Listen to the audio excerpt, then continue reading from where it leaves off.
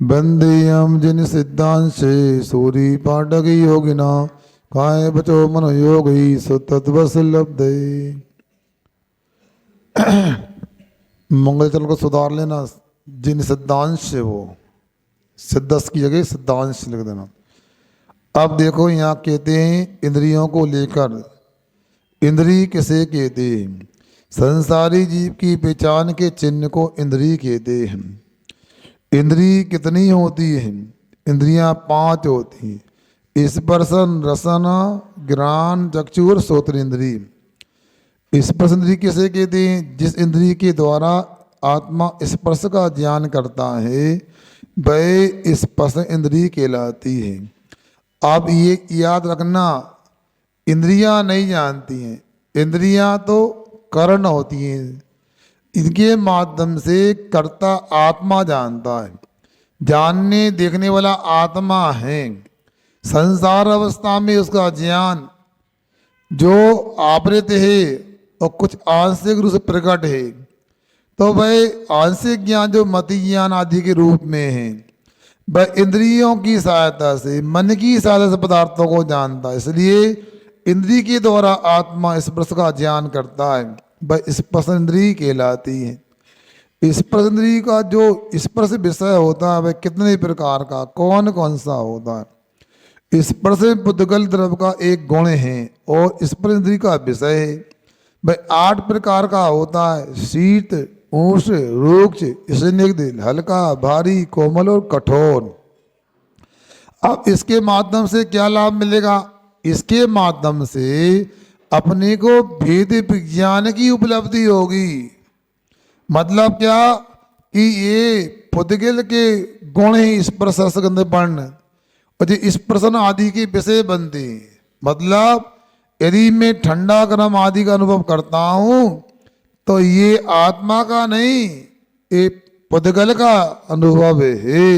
ये पुद्गल की अवस्थाएं ऐसा जान करके अपने को ये पता लग जाएगा ये ठंडा गर्म रूप में नहीं हूँ, ये पुद्गल है।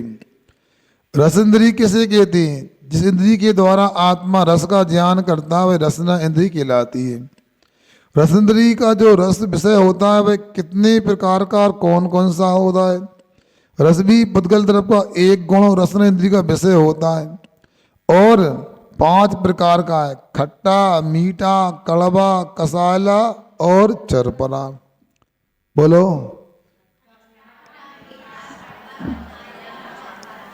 कुछ छूट गया उसमें? नमक कहाँ है? नमक छोड़ गया ना, जोड़ ले उसमें।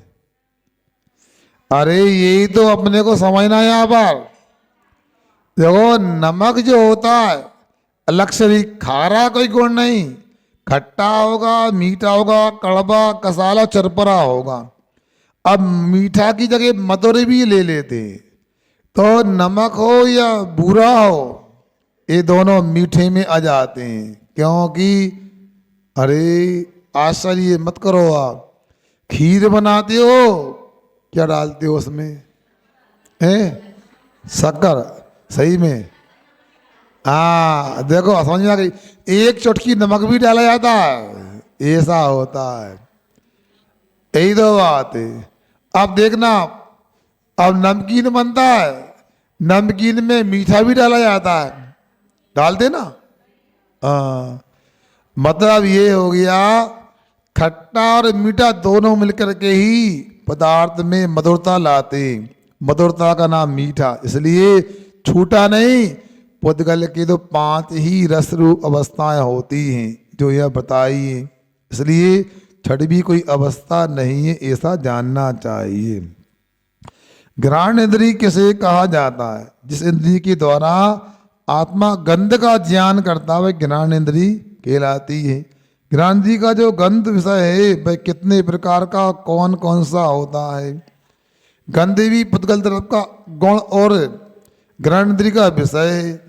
वह 2 प्रकार का होता है, सुगंध और दुर्गंध, ऐसा जानना चाहिए।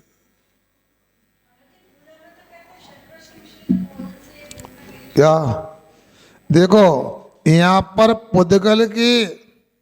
पुद्गल के रसों की चर्चा हो रही है। पुद्गल का विशेष जो भोजन होती अवस्था, तो उसमें जो रस होते हैं वो अलग हो गए। पुद्गल के 5 रस हुए, 5 रस की 5 अवस्थाएं हुई। भोजन में 6 रस होते हैं। अब 6 क्या 7 भी होते हैं। क्या रस ही नहीं, उसके में रस नहीं आता। लोगों को सलाद चाहिए, नींबू चाहिए, अचार चाहिए, मुरब्बा चाहिए। मुरब्बा ना तो मुंह टेढ़ा हो जाए। चटनी चाहिए। अब बताओ, अब इसके बिना भी तो नहीं चलता। 7 रस हो गए। और कई बार तो ऐसा होता है, एक वनस्पति मिल जाए 6 रस नहीं चाहिए। एक डॉक्टर साहब थे, अब स्वर्गवासी हो गए। वे कहते थे आज हमारा 6 रसों का त्याग। क्यों डॉक्टर साहब, भोजन हो गया? हो गया। 6 रस का, पूरे 6 रसों का त्याग था, पर 2-3 हापुस आम ले लिए थे, वैसे रस निकाल के खा ली रोटी। जब हापुस आम खा लिए तो बचे क्या रस में? बताओ, ना नमक की दरकार, ना मीठे की आवश्यकता, ना घी की विकलता, कुछ नहीं लगेगा। कहने का मतलब है वनस्पति का भी अपना प्रभाव भोजन में होता है, मगर याद रखना यदि बन सके तो वनस्पति का भी त्याग करना चाहिए। उसमें भी स्थावर बृहस्पति कायक जीवों की प्रार्थना होती है, इसलिए पूरा त्याग नहीं कर सकते हो तो जमी कंद का त्याग कर देना चाहिए, पत्तेदार सब्जियों का त्याग कर देना चाहिए।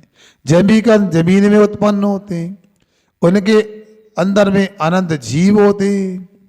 और दूसरा, गीली मिट्टी के संपर्क में रहने से उखाड़ने पर त्रिजीवों की भी प्रार्थना होती है। गीली मिट्टी में त्रिजीवी संभावित है, इसलिए अपने को इन सबको समझना है और अपने जीवन को अच्छे से बनाना अहिंसा रूप। तो यहाँ किरणें 2 प्रकार की गंध होती हैं, सुगंध और दुर्गंध। दोनों ही क्या है? पुद्गल के गंध गुणात्मक पर्याय हैं। और सुगंध और दुर्गंध अपने को लगता है, मगर देखा जाए दोनों पुद्गल की अवस्थाएं हैं। इनमें ना राग करो ना द्वेष करो, यदि किया जाता है तो अपनी कमजोरी है। चक्षुर इंद्री किसे कहते हैं? जिस इंद्री के द्वारा आत्मा वर्ण या रूप का ज्ञान करता है वह चक्षुर इंद्री कहलाती है। चक्षु इंद्री का जो वर्ण विषय है वह कितने प्रकार का और कौन कौन सा है होता है? वर्ण या रूप भी पुद्गल द्रव्य का गुण, और चक्षु इंद्री का विषय वह 5 प्रकार का होता है, काला, पीला, नीला, लाल और सफेद। हरे को नहीं लेते, मतलब हरा मौलिक रंग नहीं है, इसको मिला के बनाया जाता है। 5 ही रंग होते हैं। क्या? हाँ, काला, पीला, नीला, लाल, सफेद होता है। श्रोत इंद्री किसे कहते हैं? जिस इंद्री के द्वारा आत्मा शब्द का ज्ञान करता है वह श्रोत इंद्री कहलाती है। श्रोत इंद्री का जो विषय शब्द विषय होता है कितने प्रकार का, कौन कौन सा होता है? शब्द भी उपर्युक्त गुणों की तरह पुद्गल द्रव्य का एक गुण और स्रोत अर्थात कर इंद्री का विषय है, और वह 7 प्रकार का होता है। सा रे ग म प द नि। क्या समझा आपने? इसका सीधा सा अर्थ समझो। संगीत नहीं आता तो कोई बात नहीं, फिर नया अर्थ निकालते हैं। सारे सुनो, गम पद नहीं है, मतलब संसार में जितने भी गम हैं, तनाव हैं, ये मेरा सुनो स्वरूप नहीं है, ये पर का स्वरूप है। इसलिए मुझे गम नहीं करना चाहिए, आगम को पढ़ना चाहिए। समझ में आया? क्या करना? हमें गम नहीं करना, हमें आगम को पढ़ना, आत्मा का अधिगम करना। मन कौन सी इंद्री के अंतर्गत आता है? मन कोई भी इंद्री के अंतर्गत नहीं आता है। मन को अनिंद्री कहा है। उपर्युक्त 5 इंद्रियों की तरह मन का कोई निश्चित आकार भी नहीं होता है, इसी कारण इसको अनिंद्री संज्ञा दी गई है। मन का विषय क्या होता है? मन का विषय श्रुत होता है, अर्थात सुने गए विषय से दूसरे विषय का ग्रहण करना मन का विषय। जैसे वस्तु को देखकर कि ये मेरी हितकारी है या नहीं, ये ग्रहण करने योग्य या नहीं, इत्यादि विषय जो हैं वह यहाँ पर मन का विषय बनते हैं। यदि मन का आकार निश्चित नहीं होता है तो स्पर्शन आदि का क्या आकार होता है? गोमट सार जीव कांड आदि शास्त्रों में कहा गया है स्पर्श इंद्री अनेक आकार वाली है। रसन इंद्री का आकार खुरपा अर्ध चंद्रमा समान होती। खुरपा देखा आप लोगों ने? क्या खेती किसानी की जानो? पुराना घास निकालने के लिए, कचरा खरपतवार खेत से निकालने के लिए एक उपकरण होता किसान का, वो टेढ़ा सा होता इस प्रकार का, उससे कचरा निकालते हैं फसल की सुरक्षा करने के लिए। हाँ, अथवा अर्धचंद्रमा के आकार का रसना इंद्रिय होती है। घ्राण इंद्रिय का आकार कदम या तिल पुष्प समान। चक्षु इंद्रिय का आकार मसूर समान। और कर्ण इंद्रिय का आकार यह जौ की नाली के समान होता है। ये बहुत छोटा आकार होता, अपने लिए इस प्रकार समझ में नहीं आएगा। मगर रसना इंद्रिय को तो, जिब्बा को तो जानते ही हैं, मगर जो जिब्बा दिख रही उसमें भी सब जगह ऐसा नहीं होता। रसना इंद्रिय स्थान विशेष पर, ग्रंथि विशेष पर होती है, इसलिए जीभ के आगे कोई वस्तु रखोगे स्वाद नहीं आएगा और आजू बाजू में स्वाद नहीं आएगा। पीछे रखोगे कंठ के पास स्वाद नहीं आएगा। स्वाद कहाँ आता है? बीच में आता है। बस इसलिए कड़वी दवाई को ऐसे नहीं खाते, ऐसे खाते हैं, इसलिए खाया जाता है। हाँ, इंद्रियों का कोई क्रम होता है अथवा अक्रम भी होता है, समझाओ। हमेशा इंद्रियां क्रमशः ही होती हैं, ये अकाट सिद्धांत है। जिस जीव के एक इंद्रिय जाति नाम कर्म का उदय, उसकी स्पर्श इंद्रिय ही होगी। जिसके दो इंद्रिय जाति नाम कर्म का उदय होता है, उसके स्पर्श इंद्रिय के साथ रसना इंद्रिय ही होगी। ऐसा कभी नहीं हो सकता कि स्पर्शन और ज्ञान अथवा रसना और कर्ण ऐसी हो जा हो, कोई भी दो इंद्रियां हो जाए, ऐसा ही श्रद्ध जानना। कुछ उन जीवों के नाम बतलाओ जिनकी स्पर्शन आदि इंद्रियां पाई जाती हैं। पृथ्वी, जल, अग्नि, वायु और वनस्पति कायक जीवों के एक स्पर्श इंद्रिय ही होती है। लट, केचुआ, शंख, सीप, लटादि, डबल हो गया लटादि, चलो कोई बात ना। तो जीवों के दो स्पर्शन रसना इंद्रिय होती है। बिच्छू, खटमल, चींटी, गोंच, जुआ आदि के तीन स्पर्शन रसन और ज्ञान इंद्रियां होती हैं। मच्छर, मक्खी, पतंगा, भ्रमण, बरैया, ततैया आदि जीवों के चार स्पर्शन रसन ज्ञान और चक्षु इंद्रियां होती हैं। तथा देव, मनुष्य, गाय, बकरी, नारकी, पक्षी, छिपकली, मछली आदि जीवों के पांच स्पर्शन रसन ज्ञान चक्षु और कंदरी इंद्रियां होती हैं। इस प्रकार जानना चाहिए। किस जीव की कितनी इंद्रियां होती हैं, यह पहचान कैसे की जाए? ये तो हर जीव की पहचान तो प्रत्यक्ष ज्ञान से ही संभव होती है, मतलब केवल ज्ञान से ही संभव होती है। परंतु स्थूल लक्षणों से हम भी स्थूल पहचान कर सकते हैं। जैसे जो जीव प्रायः एक ही जगह स्थिर रहते हैं, दुख आदि के भय से भाग नहीं सकते हैं, उन्हें एक इंद्रिय जीव समझना चाहिए। जिनके पैर नहीं होते, खिसक कर चलते हैं, उन्हें दो इंद्रिय जीव जानना चाहिए। जिनके पैर होते हैं उन्हें तीन इंद्रिय जीव जानना चाहिए। जिनके पंख दिखते हैं उन्हें चतुरिंद्रिय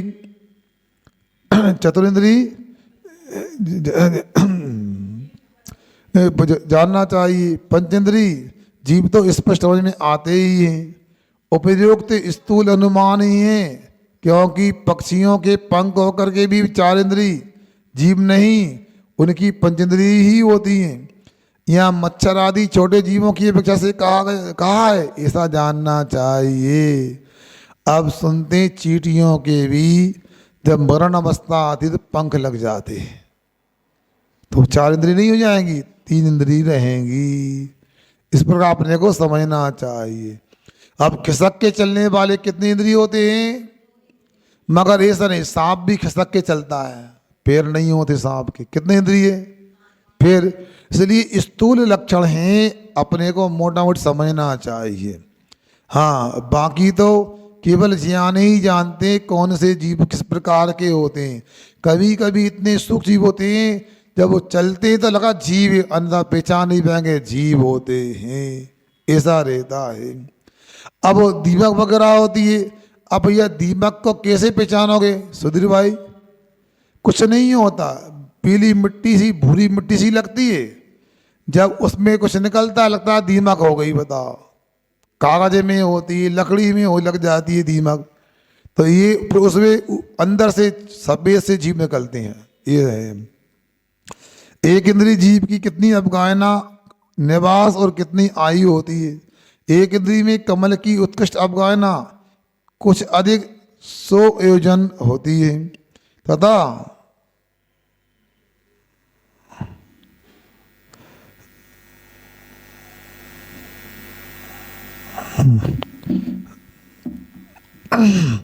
निगोदिया जीव की जगह अवगाहना घनांगुल के असंख्यात भाग होती है।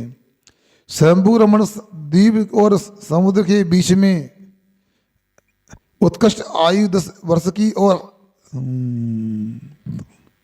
निगोदिया जीव की जगह अवगाहना घनांगुल के असंख्यात भाग होती है।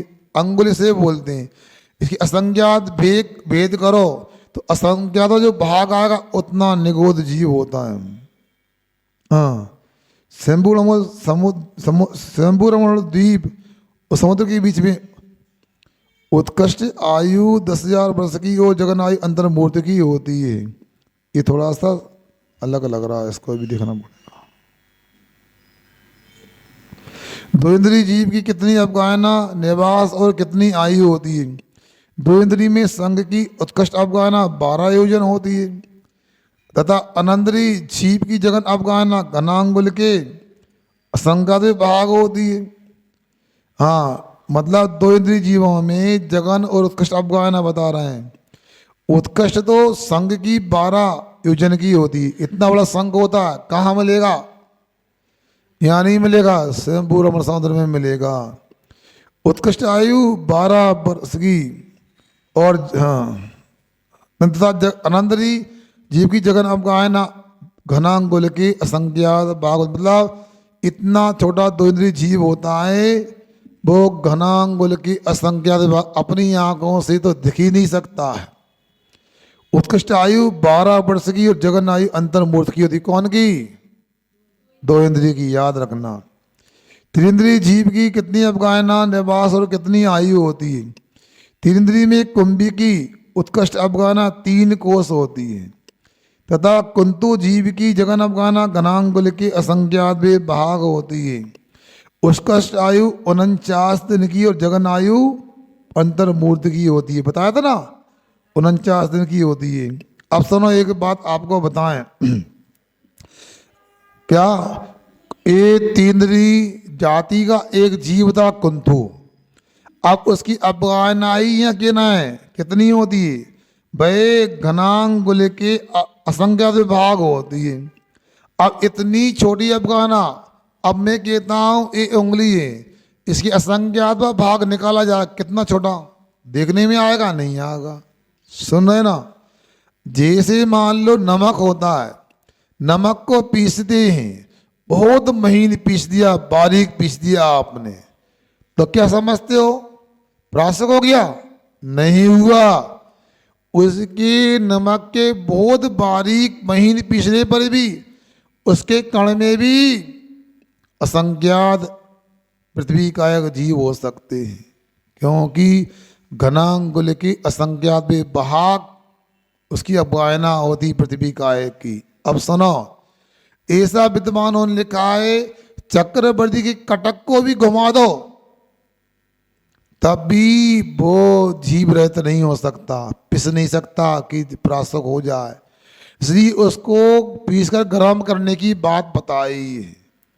इतने छोटे जीव होते हैं, इसलिए मुनि महाराज होते हैं या जो अहिंसा का पालन करने वाले हैं, श्रावक भी हैं, उनके लिए भी प्रमार्जित प्रतिवेक्षित या प्रत्यवेक्षित प्रमार्जित कहा गया। क्यों?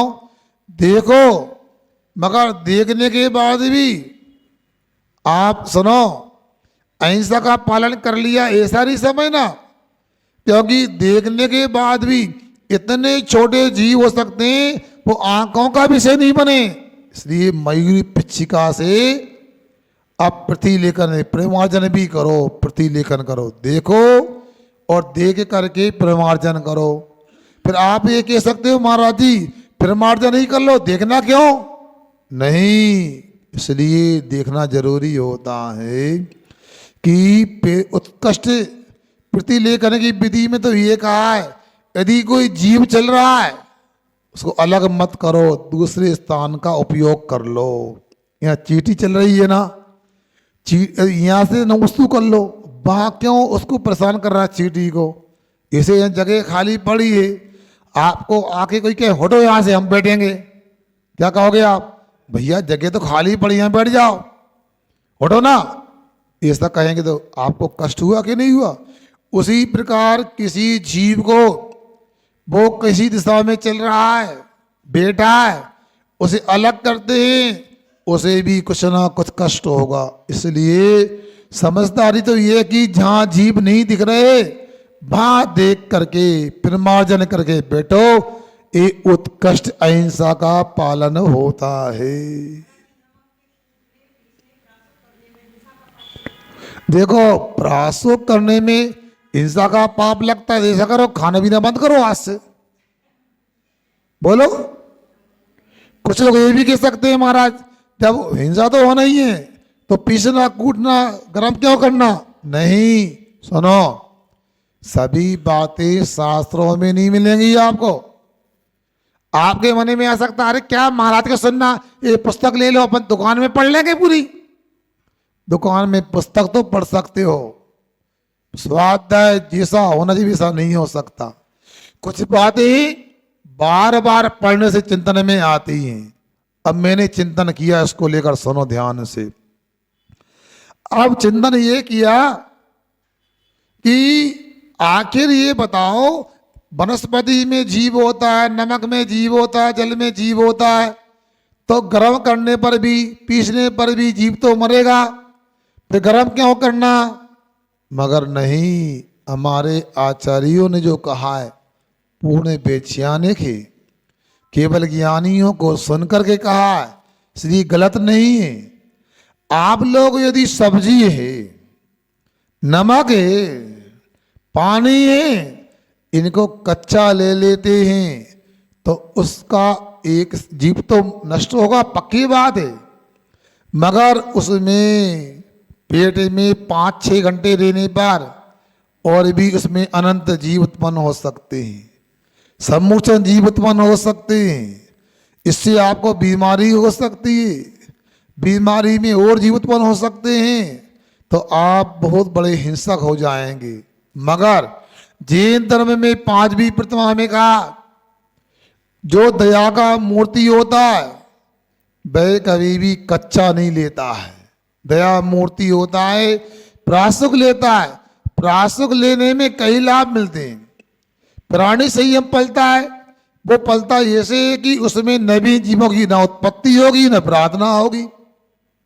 हमारे यहाँ पानी की मर्यादा गर्म करने पर 6 घंटे की होती है, सब्जी फलों की मर्यादा भी 6 घंटे की होती है, रस निकालने पर रस की मर्यादा भी 6 घंटे की होती है, नमक को गर्म करेंगे उसकी मर्यादा भी सीमित होगी। अब देखो पेट में मुख में जो भोजन किया जाता, ग्रास कोर लिया जाता है, वह बड़ी आंत तक पहुंचने में 5-6 घंटा लेता है। और यदि मान लो हमने प्रासुक नहीं लिया तो वह उसमें बीच में जीवों की उत्पत्ति होने से मस्तिष्क के रोग और शरीर के और भी अंगों के रोग संभावित हो सकते हैं, जीव हिंसा भी होगी और इससे प्राणी संयम नहीं पलेगा। और दूसरा प्रासुक करने से इंद्रिय संयम के भी पालन होता है। आप भी अनुभव करोगे, मैं बताता हूँ। देखो अभी जाम फल का समय का भीगा, इटार से भी बोलाते हैं। अच्छा आप सीखना पड़े हमें, कहीं जाम फल बोलते कहीं अमरूद बोलते हैं। आप देखो निशंक, एक पेड़ से पका हुआ अमरूद भींट होके खाओ, अलग स्वाद आता है।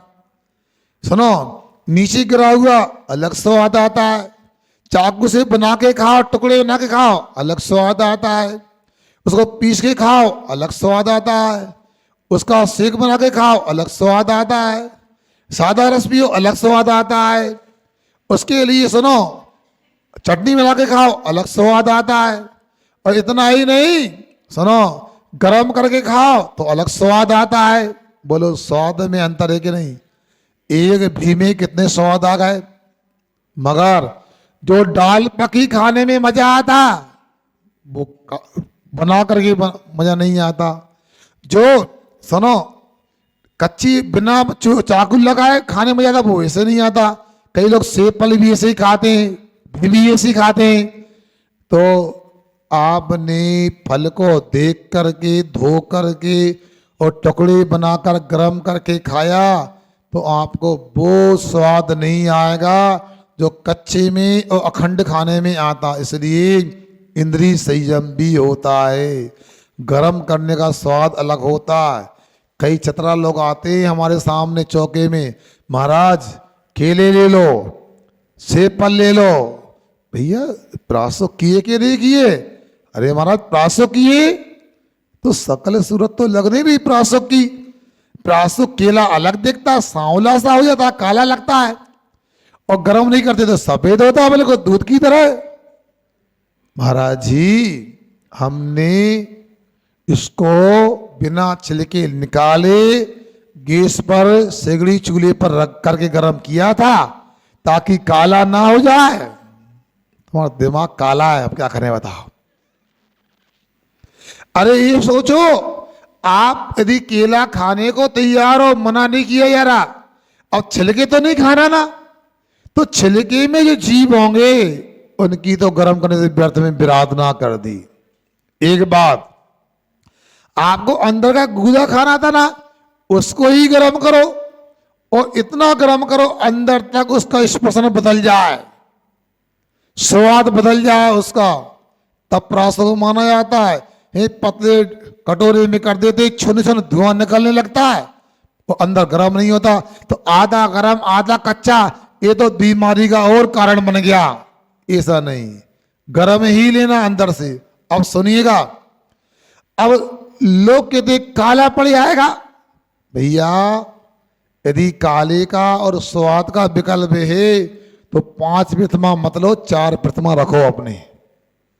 ये आप लोगों को संयम का पालन करना है तो ये तो आपको होना चाहिए, क्योंकि संसारी प्राणी 5 इंद्रियों के विषय चाहता है। कुछ वस्तु ठंडी खाता है, कुछ गर्म खाता है, कोई कठोर खाता है, कोई मुलायम खाता है। होता है कि नहीं? इतना ही नहीं, और रस भी होता है। कोई खट्टा खाता है, कोई मीठा खाता है, कोई कड़वा खाता है। कड़वा खाते कि नहीं? क्या? हाँ, करेला होता है, कचरिया होती है, नीम की पत्ती होती है, और भी सामान निकल आएगा। मेथी दाना होता है, हैं? ककड़ी तो धोखे से कड़वी होती, खाता नहीं कोई यार, निकल आती है। इसे गिलकी भी कड़वी हो जाती है, लौकी कड़ी भी, ऐसा नहीं, वो गलत। बोल सुनो, अब व्यक्ति को सुगंध भी अच्छी लगती है। सुनो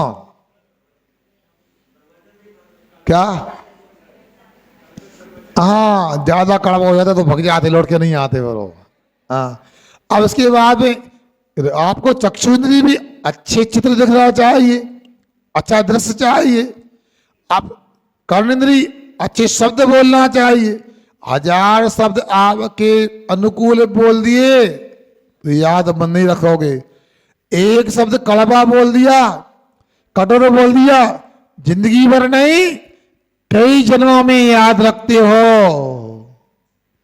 भाभी ने इतना ही तो किया था, देवर भैया को नहीं, देवर ने भाभी को लाठी तो मारी थी।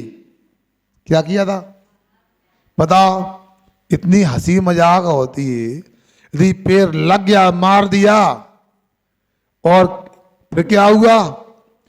उसने, भाभी ने मरने के बाद सियालनी की पर्याय में भी याद रखा, इस दुष्ट ने मुझे लात मारी है।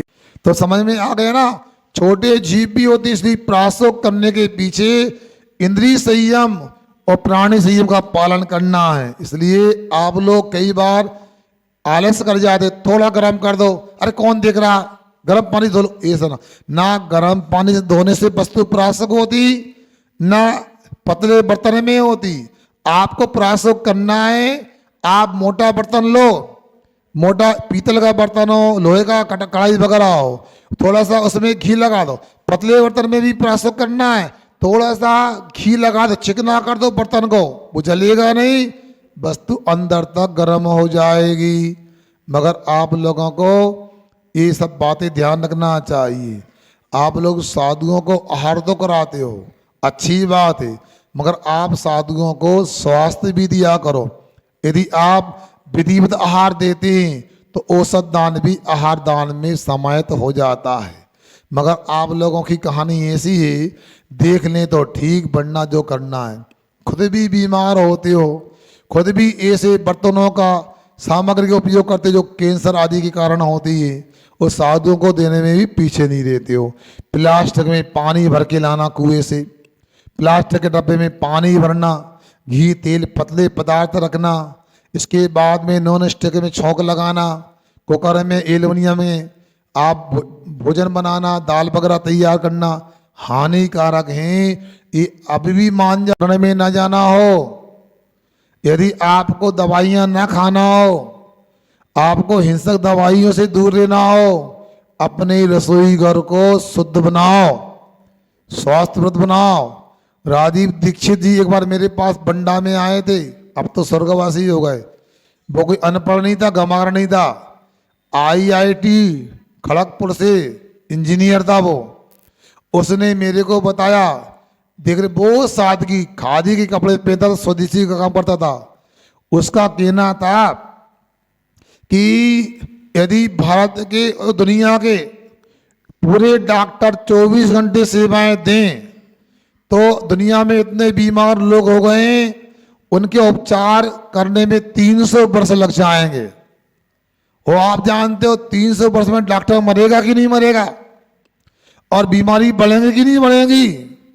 उसका कहना कुल मिलाकर ये था, भाई डॉक्टर और दवाइयों की बस की बात नहीं, आपको स्वास्थ्य दे सकें, स्वास्थ्य प्राप्त करना है, अपनी भोजनशाला को ही औषधशाला बनाओ, भोजनालय को ही चिकित्सालय बनाओ। सुनने में आ रहा कि नहीं आ रहा? आप लोग पल्ला तो किया करो, कान को खोल लिया करो, ऐसे आवाज मेरी अंदर कानों में पहुंच जाए। मगर कुछ बातें सुनते नहीं है। मगर आप लोगों को सोचना है, विचार करना है, हम कितने अपने स्वास्थ्य से खिलवाड़ कर रहे हैं, साधु से खिलवाड़ कर रहे हैं। बताओ इसमें क्या बिगड़ जाता है? यदि मान लो गैस की रोटी न बनाओ, चूल्हे पे रोटी बनाओ, सिगड़ी पे रोटी बनाओ, तो उसमें स्वास्थ्य भी रहता है और स्वाद भी रहता है। साधुओं को हजारों रुपए किलो के सामान लाके देने को तैयार हो। एक काजू ले लो, पिस्ता ले लो, बादाम ले लो, छुआरा ले लो, ये दुनिया भर के सामान देंगे। मगर आपने कभी सोचा ये क्यों दे रहा है? अरे महाराज जी, बादाम खाने से कोलेस्ट्रॉल नहीं बढ़ता। अच्छा, काजू में प्रोटीन होता है। हाँ, पूरी क्लास लगाओ, पढ़वे तुम्हारे यहाँ है, बताओ जो करना वो करोगे नहीं। भैया अच्छे से दाल रोटी ऐसी दो जो स्वास्थ्य के लिए हो, स्वास्थ्यप्रद हो। मगर बिल्कुल समझ में नहीं आता। अरे महाराज जी, नए नए मकान बनते हैं, पुराने गांव में तो कबीलू में चल जाता, टपरों में। अब तो देखो हमारा मकान बताओ 56 लाख खर्च हुए हैं महाराज, UPOP कराई, कलर कराया, कितना कठिन होता है महाराज। ये काला हो जाएगा तो हाँ, शरीर काला हो जाए, दिल काला हो जाए, कमरा काला नहीं होना चाहिए। पुराने लोगों के मकान काले होते थे, कमरे काले होते थे, चौके काले होते थे, मगर सुनो उनका स्वास्थ्य कभी खराब नहीं होता था। अब हम लोगों को विचार करना है। अरे भाई, आपको यदि ऐसा ही लगता है, घर में 10 नौकर रहते हैं, एक नौकर से कह दिया सिगड़ी ले जाओ, केवला ले जाओ, जला के लाओ, क्यों सुधीर भैया नौकर घर में है कि नहीं बताओ? नहीं है। आप तो हो माने, पता है हमें, आप तो 40 साल से नौकरी कर रहे हो आप। अब सुनो, मगर ये बता, और भी तो काम करने वाले हैं। क्या ऐसा क्या बिगड़ जाएगा? आप सिगड़ी को ऊपर ले गए, केवल के ऊपर ले गए और जला के नीचे ले आए, कमरा काला हो गया है, मगर दिमाग तो काला है तुम्हारा। इसलिए आपको लगता है, आप लोगों को अभी भी कह रहा हूं, अपना, अपने परिवार का, अपने महाराज का स्वास्थ्य को ध्यान रखना है। कभी गलती मत किया करो। कितना काम करते हैं आप लोग, कितने सामान बनाते हैं भोजनशाला में, सही एक भी नहीं बनेगा, क्या करें। और आप लोगों को घर में भी ये चलता है और भोजनशाला में भी पीछे नहीं रहते, समाज की बनती है।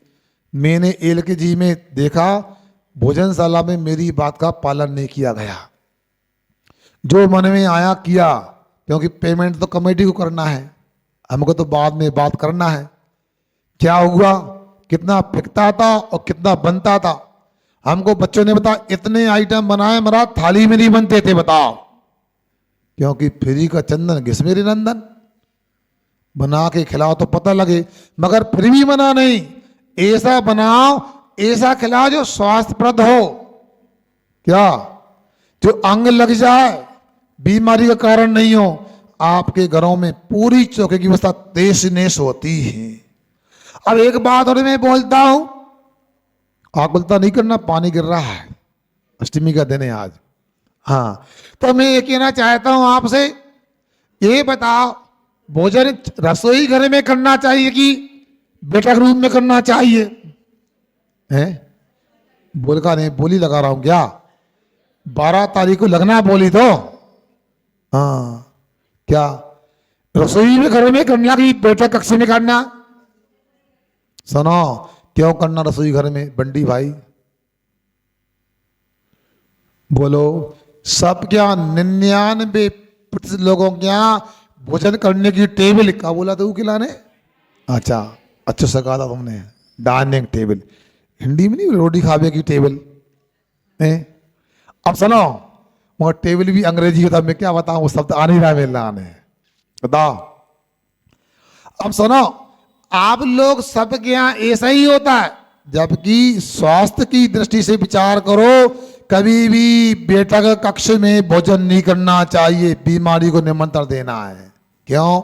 हमारे यहाँ चौके में चूल्हा जलता है, चूल्हा जलने से जो गरम गरम वाष्प निकलती है, जो ऊष्मा निकलती है अग्नि की, इसके माध्यम से पूरा रसोई घर प्रासुक हो जाता है, रोगाणु नहीं बचते। और रसोई घर के बाहर भोजन करोगे, अनेक प्रकार के रोगाणु हो सकते हैं। इसलिए ये तो आपको पता है, रात में भोजन नहीं करना, जीव उत्पन्न हो जाते हैं, मगर दिन में भी भोजन करना तो रसोई घर में ही करना चाहिए, जो आजकल नहीं होता है। और दूसरा, रसोई घर में भी, अब मैं क्या याद आ रहा है मुझे, वो कुछ चिमनी लगी, क्या बोलते हैं उसको, एग्जॉस्ट तो फिर भी ठीक है, चिमनी में क्या, जैसी बांस में निकली, धुआं निकला, सीधा ऊपर निकल गया, बाहर और पास हो गया, वो पूरे चौके में फैलना था, आपकी आंखों में जाना था, मोतियाबिंद नहीं होता, आंख खराब नहीं होती, और चौके में फैलता, पूरे चौके का वातावरण प्रासुक होता, आपके रोग की संभावना खत्म हो जाती, मगर आपने गड़बड़ कर दिया। एक जस्ट में फिर भी ठीक है, चौके में घूम के पहुंच जाएगा, मगर आप लोगों के पुराने रसोई घरों के बारे में आज तक आपने चिंतन नहीं किया। इस पर तो शोध करना चाहिए। आकर पुराने लोगों का भोजन कैसा होता था, कैसा बनता था, इसमें तो पीएचडी हो सकती है, कोई करना चाहे, मगर क्या करें। हमें तो इतना लगता है महाराज, संसार में जितनी भी अकल है, जितनी भी बुद्धि है, 99.99% हमारे पास में और 0.01% संसार के पास में। इसलिए हम किसी की नहीं मानते, जानते हैं नहीं, मानते हैं नहीं, वो समय आता तो तानते हैं। कल भैया शाम को मुझे प्रतिक्रमण करना था, ए मनीष, मुझे प्रतिक्रमण करना था, 5-6 लोग आ गए और जिनको बुलाया था वो तो चले गए बेचारे आशीर्वाद लेकर के, और 5-6 लोग अतिक्रमण करने लगे। ऐसी गरम गरम बातें होने लगी, भैया कमरा गर्म हो जाएगा। मेरे भैया जाओ शांति रखो। कहने का मतलब है आप जानते हो नहीं, मानते हो नहीं और तानने को तैयार रहते हो। इतनी तानते हो कि महाराज की ही सुनते। हमको बोलना पड़ा धीरे बोलो, लोग क्या कहेंगे लड़ाई हो रही है, जबकि लड़ाई नहीं हो रही थी। वो सब मित्र थे, सखा थे, मगर क्या करें, कुछ बातें बिना सिर बेर की करते रहते, घंटों निकाल देते। तो हम आपसे कहना चाहते हैं, रसोई घर के बारे में मैं जो बोल रहा हूं समझ में आ रहा है कि नहीं आ रहा? कौन को नहीं आ रहा? पीयूष कुमार जी को आ रहा कि नहीं आ रहा? क्या आ गया?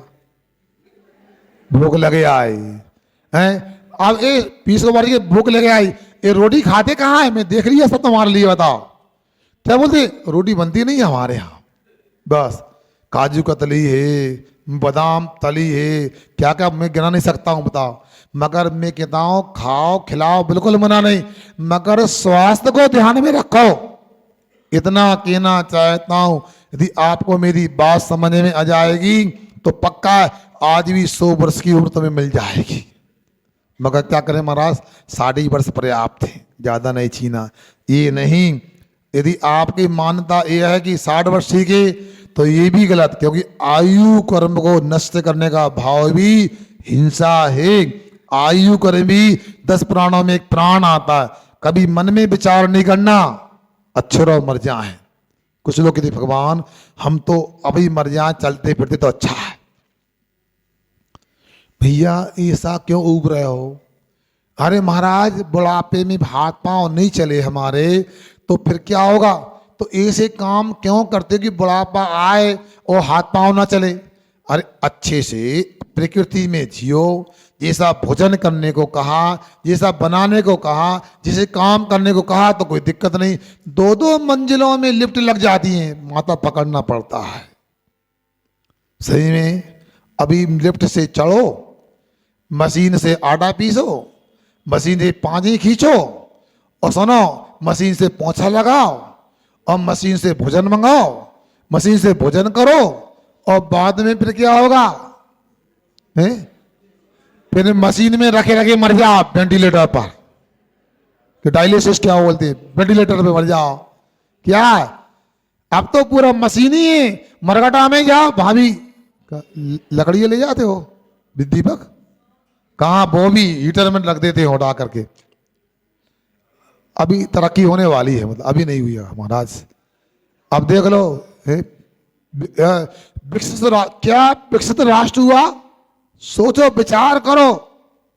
आप लोगों को इन बातों को हल्के से नहीं लेना, गंभीरता से विचार करना कि वाकई में हम अपने स्वास्थ्य से खिलवाड़ करते हैं कि नहीं करते, साधु से खिलवाड़ करते कि नहीं करते। मुनि जैन साधु की चर्या तो पूरी बेचैन के सुनो। आप और भी गड़बड़ी करते हैं, आप ठंडा ठंडा पीते हैं और बोलो ना गरम गरम खाते हैं। दाल भी गरम चाहिए, सब्जी भी गरम चाहिए, ठंडी तो दोबारा गरम करो, दूपक हो गया, वो बीमारी का कारण हो गया। अब ठंडी दाल नहीं, गरम दाल चाहिए, गरम सब्जी, गरम रोटी, पानी बिजली का ठंडा चाहिए। अब दांतों में ठंडा फिर गरम, ठंडा गरम, दांत भी खराब होंगे और मसूड़े भी खराब होंगे। ये दशा है हम लोगों की। हम लोग सोचते हैं कि अरे अभी उम्र क्या है, खाते पीते रहो। आप दिन भर खाते रहते हो, कभी सौंफ चबाते हो, कभी चॉकलेट खाते हो, कभी खोपड़ा खाते हो, कभी बादाम खाते हो। पता है दिन भर खाते रहने से दांतों मसूड़ में खाद्य पदार्थों का जो रस भरा रहता है उसमें रोगाणु उत्पन्न हो जाते हैं, इसलिए पायरिया आदि होता है। जितने लोग असंयमी हैं वो दांतों की बीमारी से ग्रस्त हैं। साधुओं को देखा, इटारसी में इतने साधु आए, देखा आपने, मैं भी आ गया आपके बीच में। बिना मंजन के काम होता नहीं, बिना ब्रश के काम होता कि नहीं होता। आपको साधुओं के दर्शन करने की लालसा तो रहती है, साधुओं को जीवन भी तो देखा करो। आप देखो मुनि महाराज मंजन नहीं करते, उसका लाभ देखो, कभी मसूड़े नहीं छिलेंगे, दांत खराब नहीं होंगे।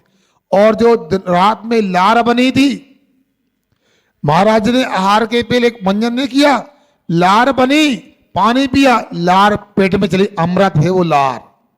लार से अंदर के भी रोग ठीक होते हैं और बाहर के चर्म रोग आदि भी ठीक होते हैं। आंखों की बीमारी जैसी भयानक बीमारी भी लार से ठीक होती है। अब सोचो, और बाद में कुल्ला आप नहीं करते, मंजन नहीं करते हैं, जबकि बाद में आप लोगों को अनाज के कण हैं, भोजन का रस है, वो दांतों से, मसूड़ों से, मुख से निकलना चाहिए और पूरा साफ सुथरे होना चाहिए। अरे इसी से लगा लो, आप भोजन बनाते हो, चौका फैला रहता है, खाने का बनाने का सामान फैला रहता है, और एक आध दिन पोछा मत लगाओ, सफाई ना करो, फिर क्या होता? सुगंध आती है, बोलो ना, बदबू आती है। उसी पर ये भी तो चौका है, इसमें पोछा न लगाया, छोड़ दिया तो बीमारी तो निश्चित है। आप लोगों को इन बातों को भी ध्यान रखना चाहिए, तब जाकर अहिंसा धर्म का पालन हो सकता है। एक दिन निकलते जा रहे हैं, बताओ, हम तो सोच रहे थे बरसात के बाद ठंडी आएगी और ठंडी के बाद गर्मी आएगी, बरसात आ गई, बताओ अब क्या चाहते हो? भगवान जाने हो, आप जानो, बताओ। इसलिए हम आपसे कहना चाहते, बातें ना करो, आप लोग क्वांटिटी मत देखा करो, क्वालिटी देखा करो। आपको तो क्वालिटी भी मिली, क्वांटिटी मिली है, इसलिए आपसे हमारा कहना है, आप लोगों के द्वारा सुनो, स्वाध्याय का लाभ प्रतिदिन लेना है। और हम कल यहाँ पर भी आए थे, पूरे का हमें करना पड़ता है। पाठशाला का कार्यालय ऊपर बन रहा है और पारसनाथ जयंती के दिन उसका अनावरण होना है। कब होना है? कहाँ है पाठशाला वाले? हाँ, इसलिए कब है? 7 तारीख को पारसनाथ जयंती को उसका अनावरण ऑफिस का होना है। तैयारी समय से कर लें, और मनीष भैया की जिम्मेदारी है आपको करवाना, कैसे करवाना है, कहाँ से सामान मंगाना है, ऑफिस बनना है पाठशाला का। एक बात और, 12 तारीख से क्या है? 5 जून का निमंत्रण है कावेरी में। क्या है बताओ? आपका निमंत्रण तो रोज अपने घर में है, भगवान का निमंत्रण करके भगवान को उनकी नई वेदी पर ससम्मान विराजमान करना है। सभी लोगों ने निवेदन करके भगवान को भाई सुनो अस्थायी वेदी विराजमान करना है। हम नहीं जानते, आपको 100 नहीं 1,00,000 काम छोड़ के भगवान को नवीन वेदी पर विराजमान करने के लिए वेदी प्रतिष्ठा में उपलब्ध रहना है। मैं रहूं या नहीं रहूं, आपको सबको रहना है, क्योंकि मैं तो आ गया था जब भगवान का बिहार हुआ था। इसलिए मैं, आपकी विशुद्धि होगी, मेरा पुण्य होगा भगवान का बिहार देखने का, तो मैं रहूंगा, मगर आपको रहना है और मानस तैयार करना है। जो भगवान को नई विधि विराजमान करेगा, तो ये मान लो कि हजारों वर्ष के दर्शन पूजन करने वाले का 6वां हिस्सा प्राप्त कर लेगा, बताओ। इसलिए आप लोग आगे का कार्यक्रम हो सकता आखिरी कार्यक्रम हो, मगर ऐसा ही समझना, मैं तो एक कार्यक्रम पूरा करता हूँ, नया बना लेता हूँ। ना मैंने कमेटी से पूछा, ना आपसे पूछा, आपके लोकप्रिय विधायक जी शर्मा जी से बोल दिया 13 तारीख को संत निवास की 3री मंजिल का शिलान्यास करने आना आपके लिए, बताओ। सुन रहे ना? आप लोग तो निराशावादी नकारात्मक सोचते हैं, मैं तो प्रयास करता हूँ। कल जो चर्चा हुई विधायक जी से, मुझे तो 3 बातों में मैंने चर्चा की और उन्होंने तीनों बातों को बड़ा सहर्ष हाथ जोड़कर हंसते से स्वीकार किया, बिल्कुल, और कह दिया मार्च में ही काम हो जाएगा। बेल बाजार की शराब की दुकान भी हट जाएगी, मांस की दुकान भी अलग हो जाएंगी, और तीसरा सतनवास का भी विस्तार हो जाएगा।